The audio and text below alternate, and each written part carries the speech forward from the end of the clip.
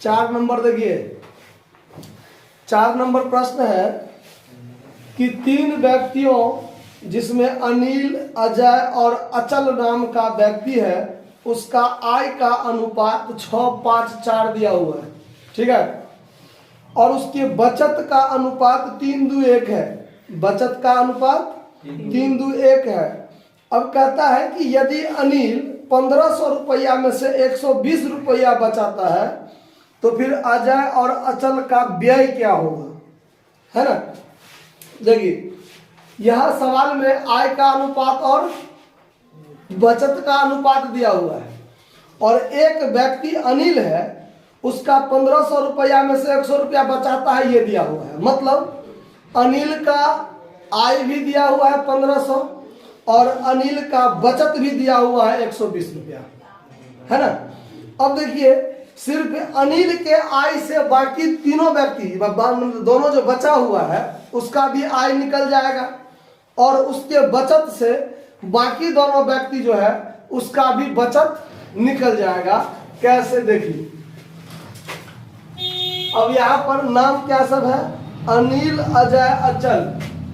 देखिए अनिल, अजय और अचल का आय का अनुपात, आय अनुपात कितना है, 6-5-4, 6-5-4। अनिल, अजय और अचल का बचत अनुपात ये दिया हुआ है 3:1 दिया हुआ है ना। अब देखिए, अब यहां सवाल में अकॉर्डिंग टू क्वेश्चन अनिल का आय 1500 और अनिल का बचत 120, ये इतना दिया हुआ है आपको प्रश्न से, ठीक है। और बाकी आपको निकालना है कि अजय और अचल का व्यय कितना। तो पहले आय और बचत दोनों निकल जाएगा, मतलब अजय और अचल का, तब ना आय में से बचत घटा देंगे तो उसका व्यय का आंसर हमको आ जाएगा। अब आइए सवाल सॉल्व कैसे करेंगे। माना कि तीनों का कुल आय x मान लिया। तीनों का कुल आय कितना, x। इसीलिए x का, देखिए अनिल का हिस्सा कौन है, 6 ना। अनिल का अनुपात कौन है, 6। तो 6 और 5, 11-4, 15, यानी 6/15 बराबर में 1500 होगा। ये समझ में आया बात मैंने क्या किया। सो जो वास्तव में जो अनुपात में दिया हुआ है, तो अगर यहां पर वास्तव में कुछ रहता, 2000, 5000, 10,000 कुछ रहता है कुल आय, तो उसका 6/15 काटते तो यही ना निकलता। तो यहां पर कुल कितना है वो हमको जानकारी है नहीं, लेकिन उसका अनुपात तो पता है। कुल 6, 4, 10, 5, 15, 15 में 6 हिस्सा, यानी 6/15 क्या है, अनिल का आय। और अनिल का आय 1500 पता है हमको, प्रश्न से 1500 पता है। तो कुल आय यदि हम x मान लिए तो x गुने 6/15 करेंगे तो बराबर क्या निकलेगा, 1500। इस आधार पर कुल आय तो हमको निकल जाएगा। देखिए कुल आय कैसे निकालेंगे, तो x बराबर हो जाएगा 1500 गुने 15, ये 15 से गुना हो जाएगा, और ये 6 से यहाँ क्या हो जाएगा, भाग होगा कि नहीं होगा। यानी 6/15 गुना में है, इधर जाएगा तो 6/15 भाग में होगा, और 6/15 भाग में होगा, गुना करेंगे तो 15/6 से गुना होगा ना। ये काम एक बार में ही कर दिया मैंने। अब ये 25 से ये कट जाएगा, 25 छक्के 150 होता है ना, 25 छक्के 150, और यहाँ 250 मर्तबे क्या हो जाएगा, 6 से काटेंगे तो 250 मर्तबे कटेगा। अब इसको गुना कर दीजिए, तब 15 दूना 30 और 15 × 5 = 75, यानी 3750, यानी कुल आमदनी कितना होगा 3750। ठीक है, अब कुल आमदनी 3750 हमको मिल गया, तो अब हम अजय का निकालेंगे। अजय का आय तो 3750 गुने 5/15 करेंगे कि नहीं करेंगे, और अचल का आय 3750 गुने 4/15 करेंगे कि नहीं करेंगे।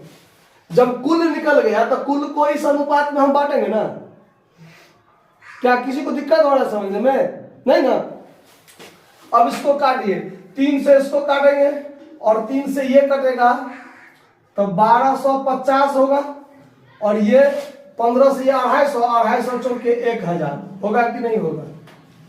आए देखिए, एगो का आमदनी 1500 है, अजय का नहीं, ये क्या कौन था, ये अनिल का आमदनी कितना था 1500, और अजय का आमदनी 1250, और अचल का आमदनी 1000 हो गया ना।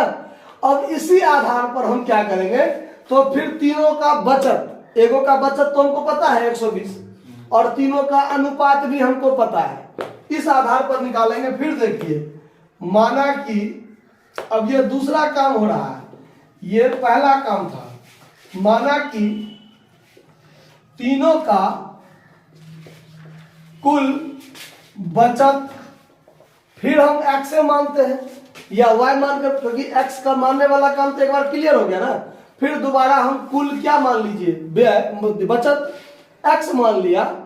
अब इसमें अनिल